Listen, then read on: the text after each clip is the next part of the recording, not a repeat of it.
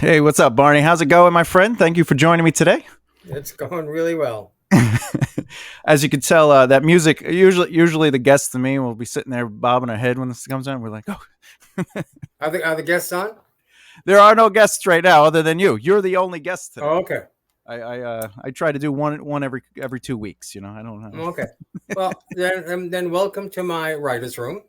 This is not a Excellent. backdrop. This is the real writer's room. It's beautiful. I'm lit from that direction by a window that looks out over Hollywood. Because when I moved from New York, I was an Upper West Sider for years. My son told me I needed something snazzy. I've had exactly 2 parties here. I'm talent, so I'm invited to parties. I don't give parties, Yeah, of course. but I do have a house on the hill, and out my front door you can see the Hollywood sign. Out my back door you can see Hollywood. Out the window, I mean. So life is good here in the hills. It's funny, when I moved in here, I was the rookie. This is like 20 years ago. Yeah. And now everybody's gone. It's all younger people than me, but that's true of almost everything, including this business. Yeah, but now you're the mentor. Yeah. That learn, and you get to take people under your wing and bring them to And your writer's room, show them the window, and be like, you one day can have this as well. I do like to play that role. It's an Yeah. excuse for getting older, which, by the way, the alternative is much worse. So I want to just keep getting older. You bring up a great thing that we talk about a lot on the show, and something that I promote. I love the idea that you believe in mentoring and that you believe in helping others. And one thing I really notice about newcomers is they almost avoid that mentality. They almost isolate themselves unless they feel somebody can help them, and that's the only time they're like, "Yeah, I'll help you," because they're expecting. You know, do you find yourself noticing that with people that are newer and not necessarily in the industry are a little bit more selfish, and the people in the industry are a little bit more selfless? Um, you're luring me into a trap where I will open up about millennials and Gen Z and Gen Q and whatever else Gen. Um, I've always gotten along with everybody. I've been first of all, you get to be my age. I've been everywhere. I was on Madison Avenue. I was a creative director in an ad agency at the age of 23, because those were the days of the cult of youth. Was that So like 10 20, years ago when you were 23, right? yes. So yeah. So I mean that's where I'm a man of letters, and that's where I started being a man of letters. But I've also been a man of action. I was in the 32nd Armored Regiment, and I got along with those guys. I get along with everybody because I'm interested in everybody. Mm-hmm. Everybody's got a story to tell, whether they tell it or not. And I think I don't know why people rag on the millennials. Um, I maybe it's because I don't hang out with many of them, but I just don't know the reason for. I don't know who millennials are. I mean, are millennials uninterested in anybody but themselves? That may be. Maybe. I think they're more interested in other people as long as their perspectives are being heard, but they don't really care about your perspective. But they, like there's that weird. I care about everyone else, but only from how I foresee it. Yeah, exactly. And I, if you I, don't see what I see, I was at a dinner once.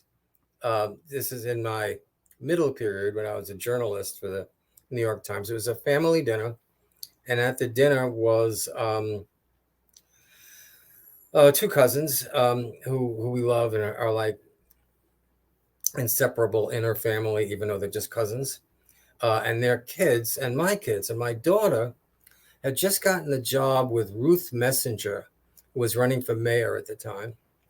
And the other couple's daughter had just gotten a job as a reporter on what was NPR.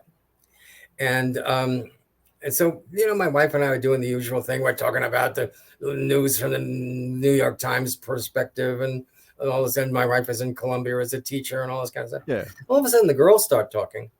And after about 10 minutes, we looked at each other and decided to sit back and just let them talk, because they're the new people. Yeah. They're the one in the dirty tricks part of the campaign and in the NPR thing.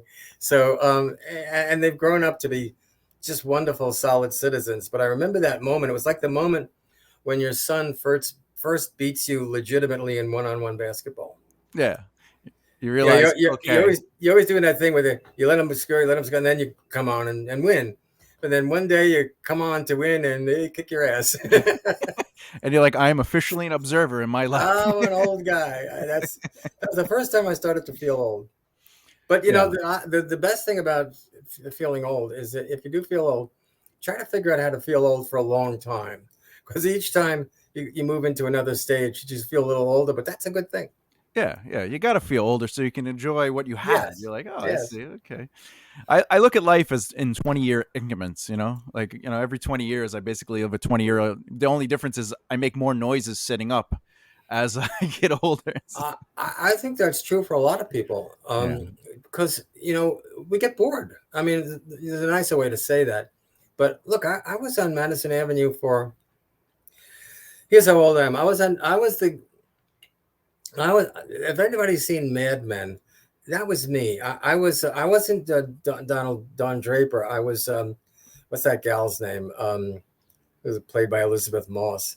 Peggy. I was Peggy. I was the hot up and coming young blah blah blah, and I sort of entered that scene directly upon their leaving it. I'm the guy coming in with the leather jacket with the American Yeah. flag on the back and the big orange glasses and all that kind of stuff. So everybody figured I knew what was going on, which I didn't. Um, and but you get bored, and so when I went to and you have to be open. I think one of the problems with the young people I see, they don't feel open to me. Yeah. They don't feel open. So a guy came to me, actually turned out to be the first guy I knew who died of AIDS, but that was like 10 years later. He Hmm. was a literary agent for ICM. This is all in Manhattan. And I said, I was kind of getting bored with advertising. I had a situation where I'd won an award and I was walking back to the table at the dinner, and my wife was beaming. My wife was my first and only trophy wife. Yeah. And I had this strange thought. I thought, if I'm this smart, why am I doing this? So I met this guy, and I was unaware at the time that he was cruising me, but turned out Yeah. he said, when he heard me complain about advertising, he said, you should be a journalist. So I said, I never took a J class in college or anything. Did you ever take an advertising class? I said, no. He said, let me give you something. And what he gave me was a gig at the New York Times, Hmm. profiling Burt Reynolds. Okay. And the news peg was, I think it was called Parenthood or Parenting Hmm. or something like that. He had just come off the Jill Clayburgh movie with Candice Bergen. It was a serious romantic comedy. Hmm. And it was an unmarried woman, something like that. No, it wasn't an unmarried woman, but it was something like that. Jill Clayburgh, Burt Reynolds, and Candice Bergen. You can look it up. Yeah. Before Um, Smokey and the Bandit. yes, yes. Yeah, actually, about the time of Smoking the Bandit, but it was breaking out. Oh, okay. Okay. And so the headline, it was a New York Times Sunday magazine. The headline was, "Is Burt Reynolds the Cary Grant for the 80s?" Okay. It turned out he wasn't, because he went right back to Smokey. Um, but that was it. And the Times printed it, and they said, "This is great, and you want to work for us?" And I said, "Sure." So what happened is the Times was very good to me. My wife had gone from being a petite model Hmm. to being a school teacher, Oh, nice. because she said, if you're going to be a journalist, they don't make any money, so I'm going to have to support your. Um, True to this day, by the way. Yeah. So anyway, she was a school teacher and in New York City, so she had this incredible health plan. So I went into Times HR. It wasn't called HR then. I think it was called personnel. That's in the days when we used to call administrative assistants secretaries. Yeah. Yeah. Yeah. So I went in and I said, "Hey, look, I don't need any of this stuff. Can I just be a contract player?" And he said, "Sure." So I became a contract player, which allowed me to work mainly for. They had first call on my abilities, but I wrote for Cosmopolitan, I wrote for New York Magazine, I wrote for all these places. I had a grand time because you get to go all over the world. James Thurber said the best part about a journalist is you get to go into any living room on the planet. You just can't take off your overcoat. Yeah, but it's also nice that you get to with marketing is something that I grew up in. I was a marketing guy, and it is boring because it's the same thing. You're just changing the variables of the Right. company, or so it's like. But when you're a journalist and you get to see those other living rooms, you get to see these different lives and these different experiences, and you learn so much as an individual when you get to hear the stories of others. And that's one of the main reasons I even got into storytelling, is because I was so interested in people and I love lives in these worlds. And you got to get paid as a journalist, just as a Yeah. writer. And did that influence your interest in getting into writing for? I believe you did something for CBS. You did some like after school specials originally, right? That Yeah. you started Well, dabbling yeah. into that. Well, what had happened? Sometimes people ask me, "How did you get here?" And so the answer is, um, sometime back in college, I realized that if I'm going to get out of college on time, I'm going to have to become a writer because everybody liked my writing, and I was not a good studier. Yeah. So I became a man of letters at like the age of 19 because the letters were going to carry me through. Yeah. And so uh, I, I think whatever success I've had in this business, and a lot of people think it's been a lot. I don't really. Nobody does. Thinks Nobody thinks that their own success is as big as other people think it is. But what what put me here, what gave me what I've got, is a combination of the advertising business where you needed to boil things down to a tagline, Mm-hmm. Yeah. um, and and journalism where you needed to listen to people and hear how other people spoke and felt Mm-hmm. and all this kind of stuff. So yeah, I wrote a piece that uh, CBS liked, and again, through that same agent, the late Jed Mattis, by the way, um, uh, hired me to do an after school special called um,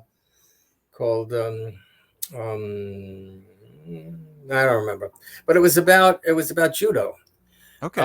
and I knew nothing about judo. I'd never played judo. I'd never trained in judo, but they had this opening. They liked something I'd written, and they wanted me to do that, and I did. And then they hired me to do another one, which is called Escape from Death Valley, which was the usual thing. Band gets caught in Death Valley, needs to get out. Directed by Steve Gyllenhaal, Jake's Oh yeah, and his Jake Gyllenhaal's father. His dad. Yeah. father.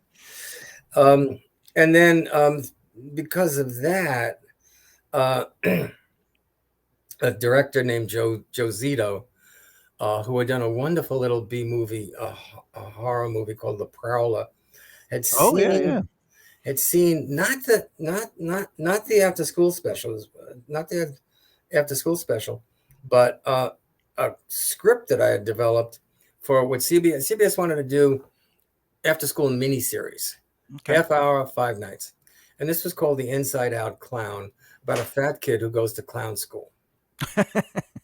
And it was great. I got to go down to the Sarasota Sailor Circus where these clowns are developed. I walked the wire. It was an Yeah. enormous fun. Um, anyway, he had read the script. I don't know why, but he had maybe they wanted him to direct an episode, but he fell in love with the kids in the Yeah. script, and he said, "I want to do a horror movie, and I want to hire you to write it, and I don't want you to think up any new clever ways to kill kids. Just make me real kids, and whatever we do to them will be horrible because they're real." And that turned out to be Friday the 13th, the final chapter, which wasn't the final chapter because it scored so well at the box office Yeah. that it spawned like, I don't know, 8 more movies. Yeah, there's like 20 or something like that altogether. Yeah. Plus they made the remakes, they did the verses. And it's interesting that you bring up the make them real kind of aspect of writing. And um you know sometimes writers, they think in in moments, and they're not thinking in growth or purpose or motive, and they're just like, you know what would look cool? This death. Or Yeah, Aquaman is standing in front of water and it spurts up and you're just like, that's awesome. Yeah, but how do we get there? Don't worry about that. right. We don't need to worry about that. Do you find that common in new writers, where a lot of their story is basically just things happening, but nothing is really happening? Well, it's in some ways it's a response to what I used to call the Chasing Amy movies, where nothing happened.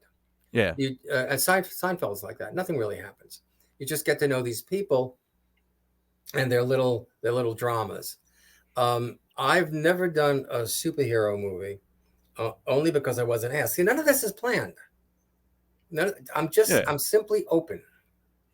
I'm Makes open. sense. Yeah. And do I want to write a superhero movie? No, not really. But in all cases, it's always it's always the character.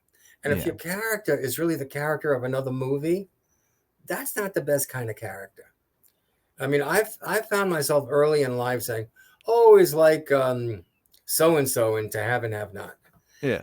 and that became not unsatisfying to the industry because they kept letting me write stuff. It became unsatisfying to me. And as soon as I segued into basing it on what I thought were real people, which is, by the way, why older people like me have trouble writing real kids. For Yeah. instance, Sabrina the Teenage Witch harkens back to an age of the Archie comics that never really existed. It's a nostalgia for an age that never happened. Yeah. Nostalgia for an age that we wish had happened or would happen. Of course. I write those characters fine. Yeah. But those characters are also based on my friends. Yeah. So watch out. Which is don't become my friend. You'll be in the next project, and I'll make you do the jig.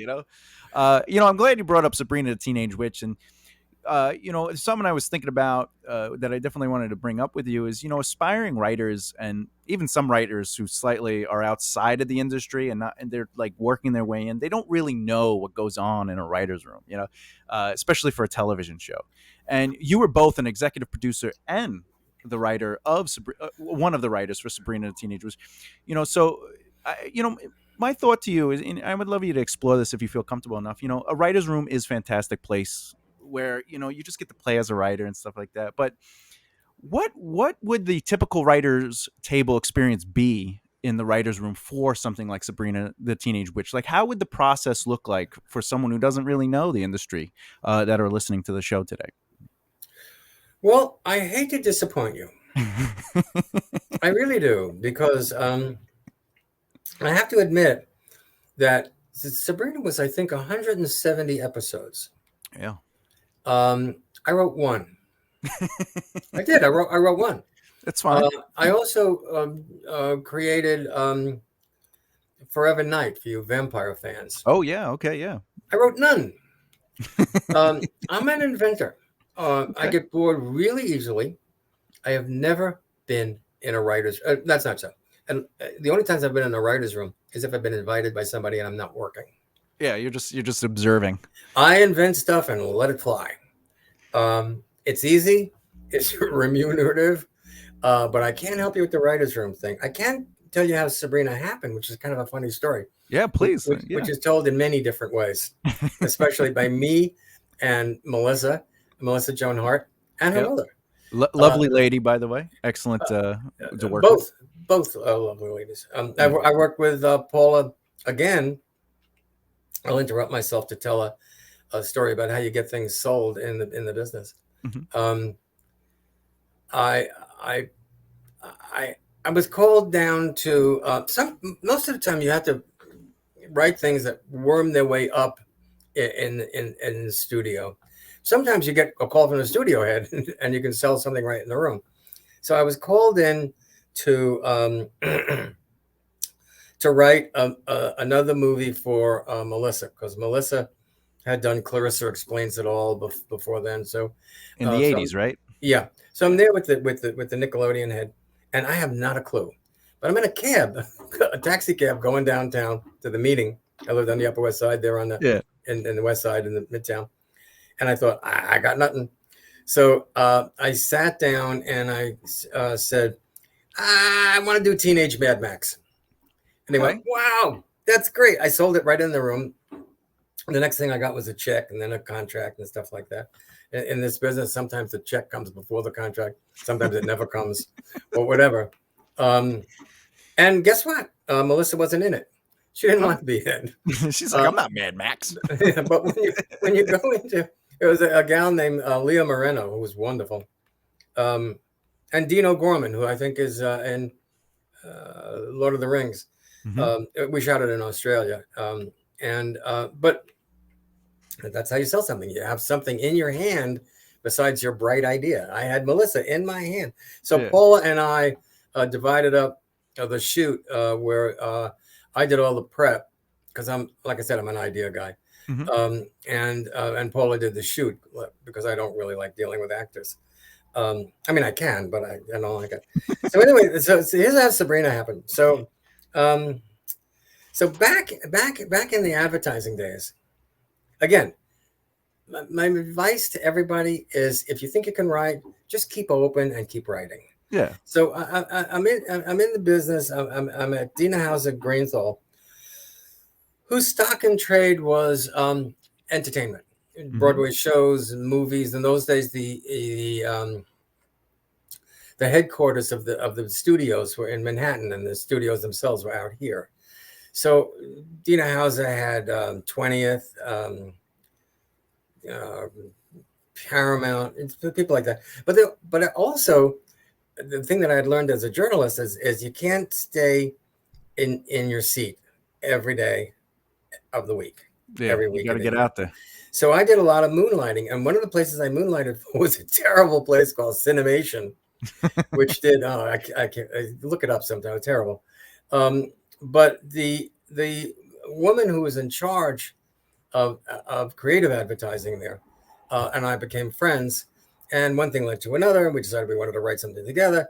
And we wrote a script, a script that's been optioned over and over but never made, called Ash to Beulah Moon. It was a romantic comedy about a mom, her groupie wannabe daughter, and a fading heavy metal rock star on their tour. Yeah. So Melissa became looked at for that because Melissa's younger sister, or her older sister, was this woman's babysitter. But I'm open to it. Yeah. So they say, you want to have coffee at the French Roast? I said, of course I do. Everybody has to have coffee. And we sat down. There's Melissa and Paula, and Melissa was just starting to teach herself guitar. Okay. Now, I went through a period before journalism when I was in college and trying to escape college. Well, I used to play guitar in Greenwich Village, in those places like in Inside Llewellyn Davis, where you perform it and they pass around a wicker basket and people put money in it for you. Yeah. So busking inside. Yes, exactly. Cafe Wa. It was great. Art Ford's Night Out. Oh, great time. And so I said, I could teach Melissa how to play guitar. And then, so it turned out that I knew the Archie Comics people. Okay. By this time I'd done the journalism thing. And I said, why don't we just go to Archie Comics and tell them we want to do live action Josie and the Pussycats. And Melissa would be Josie. Yeah. Because Clarissa Explains It All was a big hit. Oh, yeah. It was massive. So we get there, and they had just sold it to that movie that Tara Reid was in. It was a terrible movie. So they said to us, would she like to be Katie Keene? Well, Katie Keene is a Katie Keene teen model. Yeah. And Melissa was, and I think still is, kind of short, kind of not. She's short, thin, kind of. So it made no sense. And then they said, how about Sabrina the Teenage Witch? And I didn't remember, because I didn't read them, but I didn't remember that Sabrina the Teenage Witch was not just a Hanna-Barbera cartoon. It was a back of the book series in the Archie Comics, in Archie and Betty and Veronica, all that kind of stuff. So we said, yeah, that sounds like a great idea. I wrote up a pitch, pitched it to Showtime, done. So that's how that happened. Paula, for some reason, says it happened because we were sitting in a schoolyard. Uh, writers tend to be house husbands because we're Yeah. not doing very much. So I'm with my kid, and she's with her kid, and she tells me she wants to do um, Josie and the Pussycats. The problem with that story is she lived in the village. So Yeah. her park is like on 4th Street. My park is like on 96th Street. We were never in a park together, Yeah. ever, Just before or mere after a thing. coincidence. Yeah. But it doesn't matter. As long as you stay open and say yes all the time. Well, not all the time. I've been offered some things that I've said no to.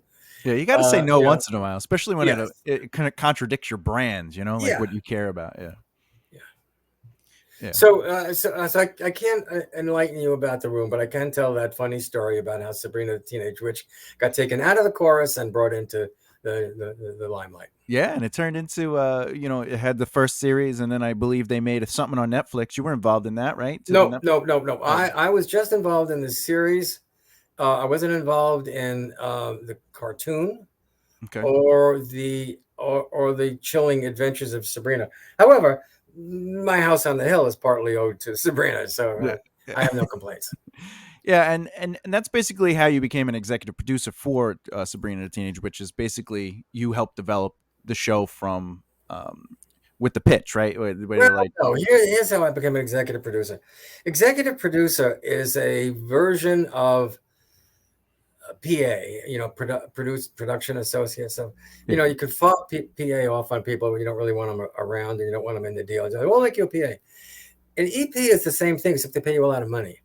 Uh, in other words, if your status yeah, is enough to say, hey, Gary Templeton, the shortstop for the St. Louis Cardinals back in the day, was told that he wouldn't be starting in the All-Star game, but it'd be a first alternate. And he said, "If I ain't starting, I ain't departing." And I've always remembered that. that's fun. So there are times when the situation at home and the situation in the business kind of butt heads, and you're offered something, you don't really want to do it, don't have to do it. And so you say, well, make me an executive producer. Hmm. That's what really happens. And what does that mean? Extra money. Yeah, You get money for writing, you get money for being an executive producer. Now, I'd done that 2 or 3 times. And then I got involved in a movie that I had generated myself at Showtime through Gladys Niederlander of the Niederlander Group, the big theater group. yeah. And she had a little TV movie part of it. And Gladys, I don't remember whether she was under the weather, but for whatever reason, she didn't come to the set. We're both New Yorkers at that time, Gladys and myself. And Tony Bill, Oscar-winning Tony Bill, is my director. And Tony is very inclusive of the writer. Very inclusive of the writer. In fact, our director's chairs, the one that said Tony Bill director and the one that said Barney Cohen writer, Yeah. were wired together. They went everywhere together. Okay. Because he wants to know if something happens, what do we do? So Gladys wasn't there, and Tony and I were there, and my chair did not say writer; it said executive producer. So people started asking me questions that they would ask of an actual executive Yeah, producer. By the time the shoot was over, I was an executive producer. because you were making I decisions. I knew how to do that. So that's how the executive producer thing works.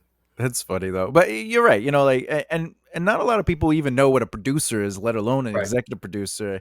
And they're claiming, "Oh, I'm a producer." And it's like, "Yeah, what do you do?" And it's like, "Well, I write scripts." Well, that's not a producer. Like right. you're a writer. I do want to bring up a misconception though, since you've been in the industry for so long. Maybe you could help people who want to have a career. Something I find interesting when speaking with people about the industry is if you write a project, it'll get you discovered and then you have a career. And to me, I would like you to shed some light on this particular misconception that directs people to make the wrong moves and focus only on a script, basically putting all your eggs in one basket. What is your general advice to people who have that mentality that if I make the best script, that's how I'll get my career, instead of those who get involved? Well, I don't know what you mean involved, but I do have a strong view of this.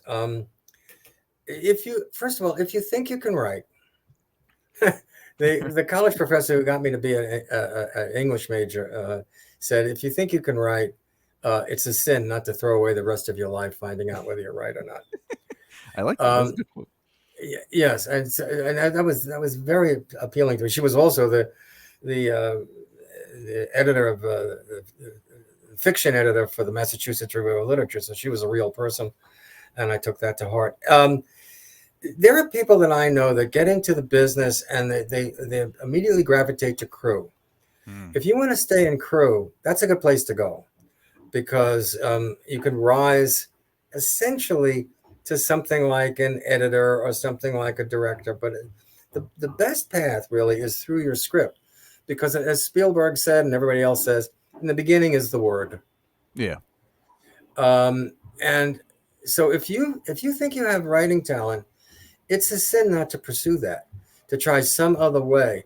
I'll become an assistant. I'll meet Ari Emanuel. Yeah. He'll take me to lunch, and then I'll meet that stuff happens, but it Absolutely. happens more readily when you've written a script that people want, whether they make it or not.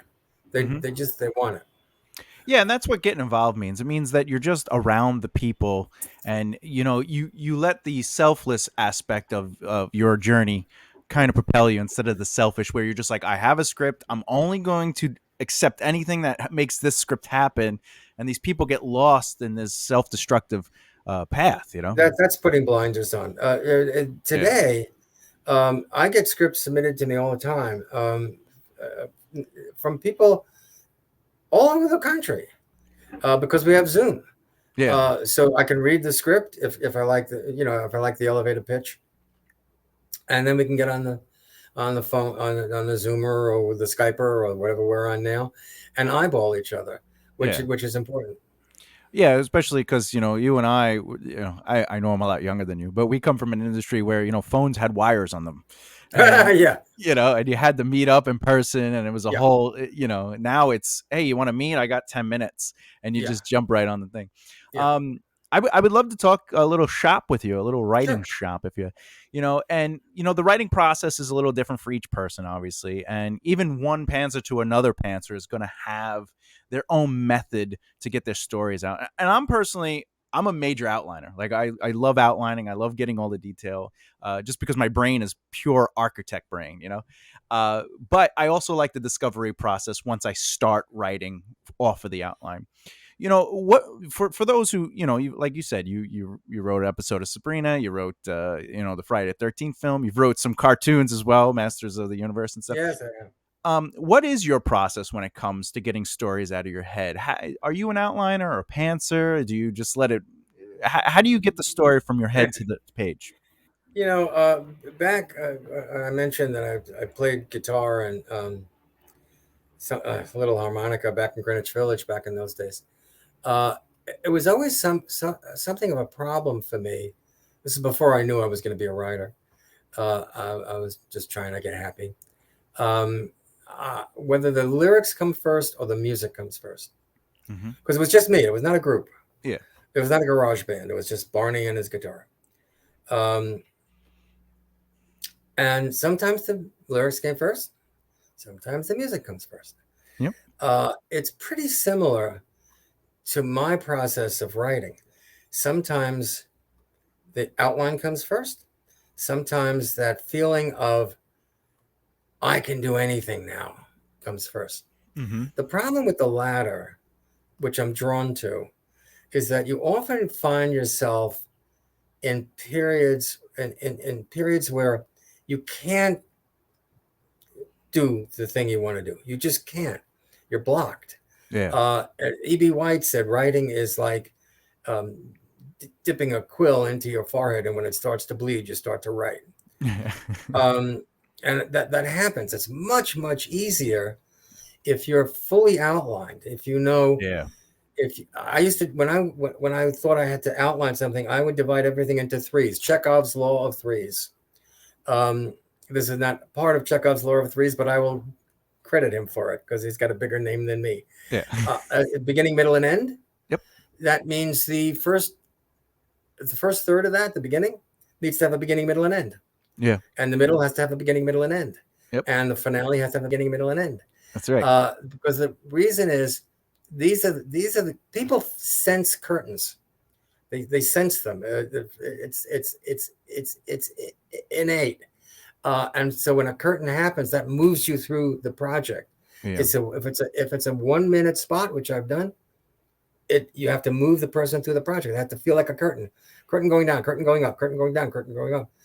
In a movie, it's easier and harder because it's 100 pages. Yeah. So there's not a right way to do it. I've done it both ways. I've been trying to think of I've been successful both ways. I prefer the feeling of not filling a prescription that I wrote. Okay. Just cobbling up something like a witch, Yeah. double, toil and trouble. We'll put them in the mountains. and that's great. I mean, that works. Yeah. It's fantastic. You're top of the world. When it doesn't work, you got to dip that quill into your forehead. Yeah, and just try to get it to come out. And Yeah. like I tell people, I have some family, and you know how family are when it comes to creative outlets, and they're always like, well, how do you write, like if you're getting paid? And I go, well, doesn't it take a long time? And I go, well, honestly, if you get paid to write, you're not getting paid. You're getting paid to be inspired. You're not getting paid to wait for inspiration. And that's the difference. Right. Like if someone's like, I need this novel, written out, or I need this script, you gotta create a regiment. And I'm going to ask you about that in a second, where, for me, I write one minimum of an hour a day. And that hour could be outlining, it could be brainstorming, it could be actual physical writing. But every day, 1 hour. And I don't say I need to write this many words. I just go, I need to sit for an hour and focus on writing. The most I'll do in a day is 3 hours, but I'll break it up, right? And because that's my job. I'm a writer. That's how I make a living, right? So do you have, or have you had a very strict regiment like that for yourself, just so you maintain the workout of being a writer? So I'll take you back to that dinner with the two cousins and the kid and everything. I was out in the Hamptons with one of the two cousins, and I had Alfa Romeo at the time, and we were hoorahing around the little country roads in the Hamptons. And she turns around to me and she says, "How do you know when to shift?" Now this may not be germane to younger people who have never looked at a stick shift. Yeah. But I said, yeah, I don't know. You feel it. It's like, I don't know. I just know. So writing is kind of the same thing. I was early in my life, or early in my literary life, an admirer of Hemingway. The Dr. Mary Curran, who I've mentioned before, told me I was going to be William Faulkner. I would have taken either of those things. Yeah. But and it turned out that Hemingway wrote from the seat of his pants, but kept rewriting and rewriting. This is before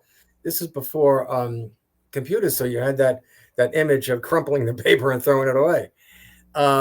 Whereas Faulkner was more of although Faulkner's prose seems much more free than Hemingway's. Yeah. It wasn't. It was very strictly outlined. I forgot the original question. Basically, do you have, or have you had, a regiment that allows you? Yes. So Hemingway always said, "I have to write before everybody gets up. I have to sleep before everybody gets up." So that didn't work for me. And then in my journalist days, no less an authority than Sting, the entertainer, not the wrestler, said to me, "I can't work at all unless I can work. And then I have to work 36 hours straight."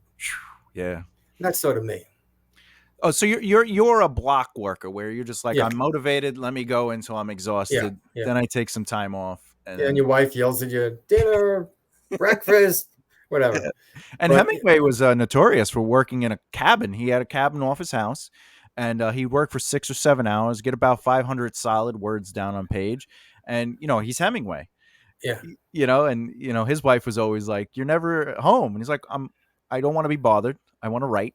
Yeah. This is what I do. Leave me alone. And I don't think writing is so hard for me.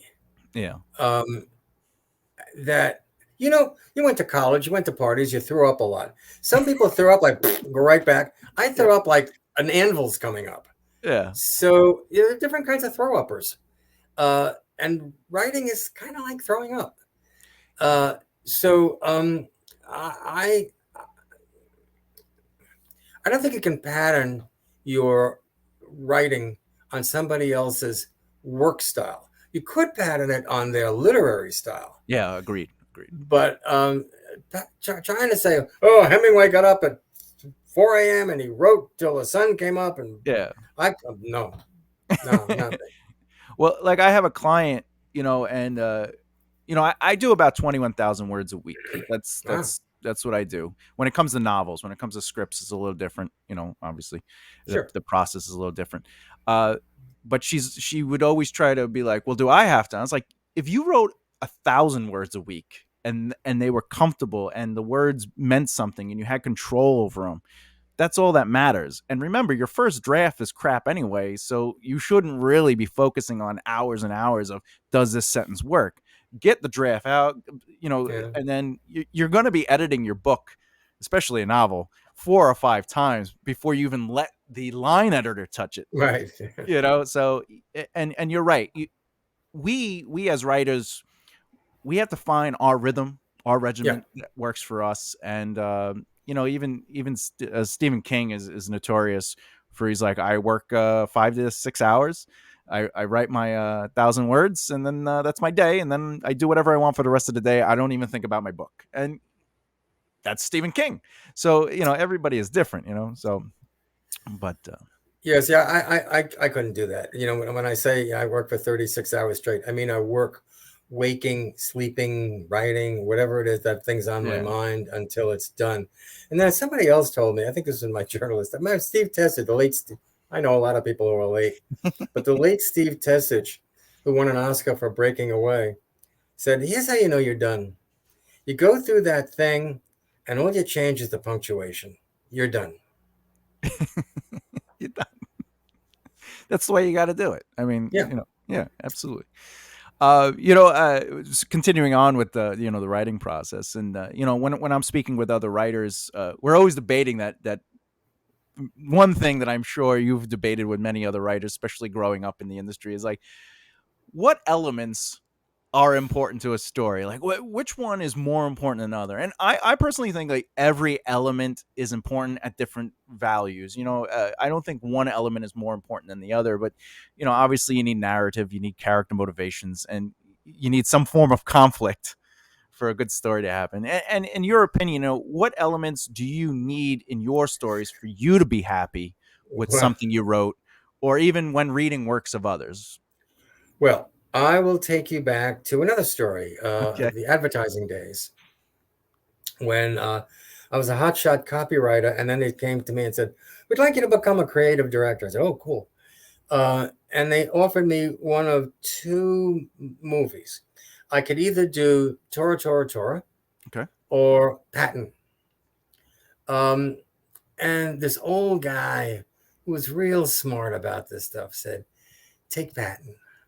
It's a smaller movie, but it's about a person." Yeah. And that stayed with me through advertising, through journalism, through movie making.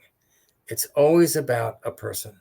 Yeah. The one, the I don't know why Marvel movies succeed or fail. I don't know that. Hmm. If I did, I'd be rich. Well, I'd be richer than I am. Yeah. But I do know that the ones that I like are the ones where I'm engaged with the person. Yeah. Doesn't have to be the star. It could be the co-star or somebody else. But somebody has to carry me through it as the person through whose eyes I see. Hmm. Whether they're written that way or not, they're the person that involved with. So to me, well, there's in the Writers Guild of America, there's a thing called a guild arbitration, and I've been called in to be an arbitrator every once in a while when you have to decide who gets what credit and stuff like Hmm. that. And there's a 5-part hierarchy with the guilds, and the first thing is character. The first thing is character. If you can Yeah. invent a great character and somebody else writes it, you can get credit as created by it. Interesting. Yeah, character. And then there's this. Then there's the grand structure. Then there's the internal structure. Then there's Hmm. tone and theme. And the very last thing is dialogue. You can Yeah. create a character who is so iconic that you turn that one paragraph over to another writer, and that writer writes it, and you get credit. You get credit. But if somebody gives you a script and says, "Hey, the dialogue, change all the dialogue," you could change every word of dialogue and not get credit. Interesting. Yeah, the WGA has been around for a long time, and it's been very good for writers. It's certainly been very good for me. But because of the constant arm wrestle with directors, with Yeah. studio heads and stuff, they've honed the writing thing right down and polished it completely. Yeah, and sometimes it loses its decor, where it's just like, where is the interesting part of a smooth out character? When you watch it, like nowadays, like every movie you watch, especially for Netflix, and I'm not knocking Netflix because they do some great things for independent creators and stuff like that, but a lot of the bigger movies, it's like, here's the introduction to characters. One has to have a quip or some sort of like quirky thing about them. Yeah. The inciting incident happens, and then they do like three or four things, and then they kind of fail. So they have to go meet somebody or get something, and then they overcome that, and then they're at the end, and then they're fighting. They almost lose, and then they win. Right? But you're at the same time, you're not watching, Temple of Doom. You know, It's the McKee thing. The inciting incident yeah. betrays your reading of McKee. Inciting incident has to come page 18 to 20. Oh, yeah. Um, back in and the opening has to set the tone for the movie. The best McKee opening ever is in Ghost, where they're Okay. breaking through a cement wall to you, Hmm. and that's really what Ghost's about. Yeah. And they're doing some home refurbishing or whatever. The interesting thing about it's horrible. I'm going to say another late person, but the late Joan Didion. When I was doing this before I'm creative director, this is when I'm still a hotshot copywriter. I'm doing Panic in Needle Park with Al Pacino, Yeah. and she either wrote it or was related to somebody who wrote it. I don't know. But she was always hanging around the office. And we were talking about, all advertising, not all, most advertising copywriters want to write their great American novel. Yeah. And she said to me, I'm stuck and I know I have to get going because roughly about page 80 or 100, and this is a premier novelist, Joan Didion. Yeah. And nonfiction writer. But around page 80 to 100, you got to get, if you don't have the reader by then, you're going to lose the reader. That's when you kick into high gear. And when you put the ratios down, what 20 pages is to a screenplay, what 80 to 100 is to a novel, exactly the same thing. Yep.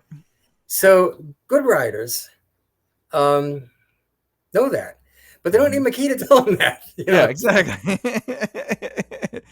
Yeah, one thing I like, especially. Oh, wait! I want to tell one more story. Not my story. No, go ahead. Do you think?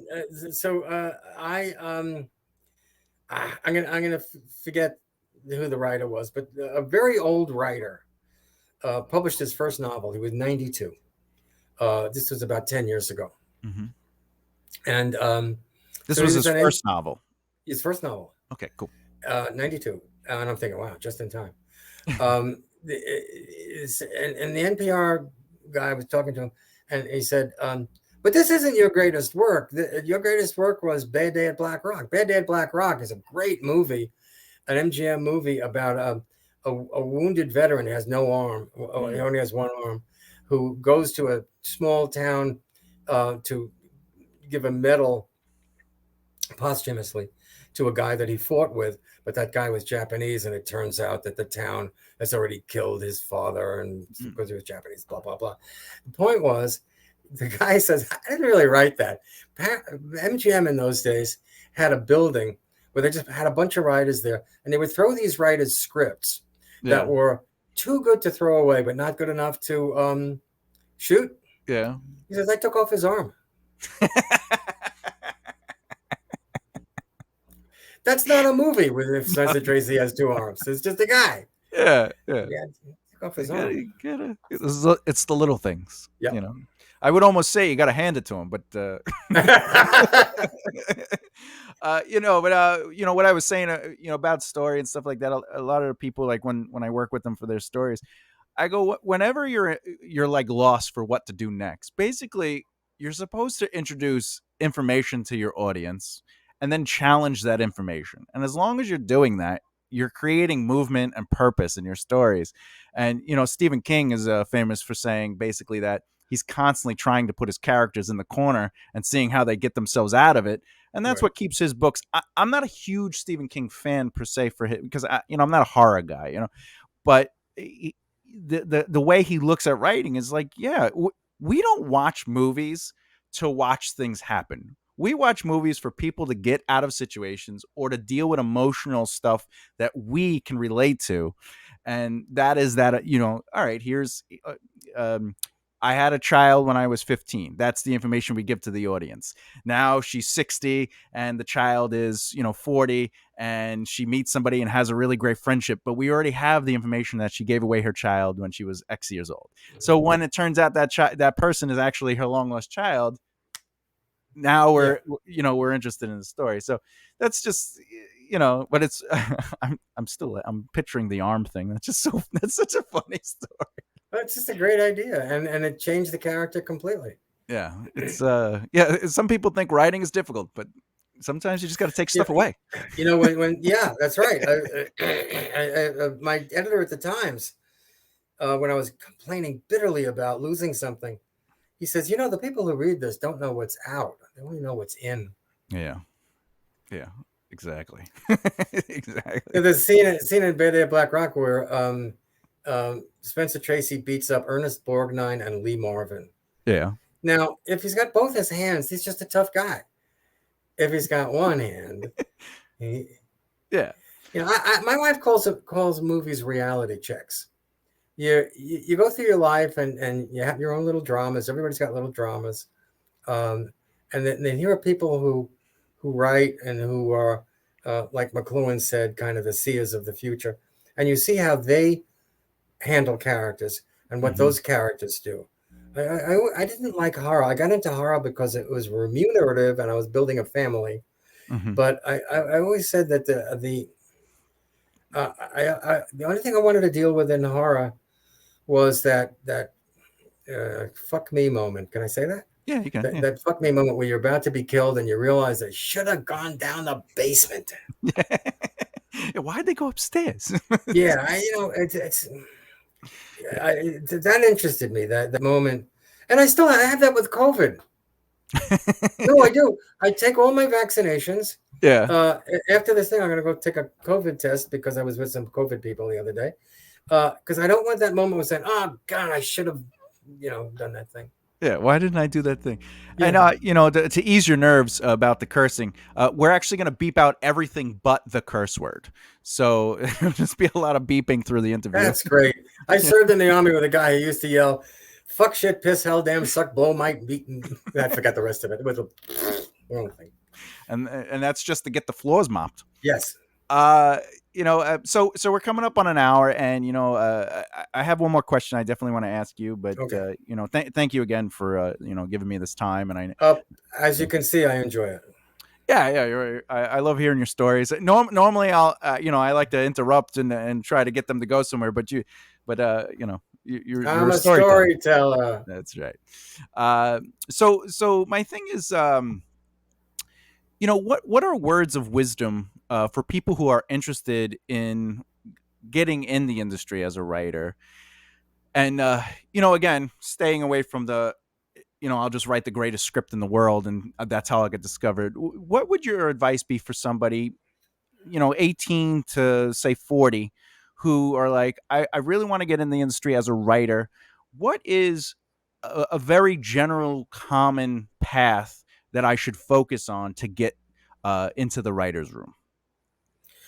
Well, starting out, you need an agent. So the real question is, how do I get an agent for the stuff I'm writing? Because we're assuming that you're already writing stuff. If you're not Mm-hmm. writing stuff, you're just I can't say jerking off, can I? You're if you're not writing, you're just daydreaming. Yeah. I mean, it's one thing to write and another thing to be a writer. Mm-hmm. And in order to actually be a writer, you have to write. Correct. So Yeah. assuming you have goods to show, you need an agent. And the best way to get an agent is to call up people. Mm-hmm. Everybody's phone number is in the IMDb. Well, the IMDb Pro. Yeah. Yeah. And call them up. You'll have your own strategy for saying I am so and so, or saying I am the manager of so and so. You develop your own strategies for that. Yeah. And then go where they are. Mm-hmm. This doesn't happen anymore because of COVID. But when I first moved out here, a couple of producer friends of mine who were my age said, hey, we have a Tuesday morning thing at the Coffee Bean and Tea Leaf across the street from the DGA, the Directors Guild of America. Mm-hmm. Come on and join us. Well, we just chat. So I went, and the reason they do that is that at about 8:30 to about 9:30, Mm-hmm. the most adorable women you've ever seen are getting coffee and draping themselves on the chairs. Yeah. Just in case a director comes by and goes, ooh, perfect. So be where they are. That's right. Just find out where the parties are. If you go on WGA, there are WGA events that Mm-hmm. non-members can go to. Go to them, especially if you're in Sheboygan and you've got Zoom. Yep. The way people have done it around here. I'm not saying get laid, okay? I'm just saying just be where they are and talk. Yeah, because, it's like that old saying, I invented the greatest thing in the world, but it's still in my closet. Well, Yes, you're not going to sell it. You got to be seen, Yes. But again, Barney, I am thankful that you gave me some of your time today, and we were able to kind of hear some of these stories, and I hope it inspires people to realize that it's a fun adventure being a writer, as crazy as it can be, and when in doubt, take a guy's arm off. Really, that's so. But anyway, thanks for everyone watching and listening to this episode with Barney Cohen, and remember to keep developing the right mindset.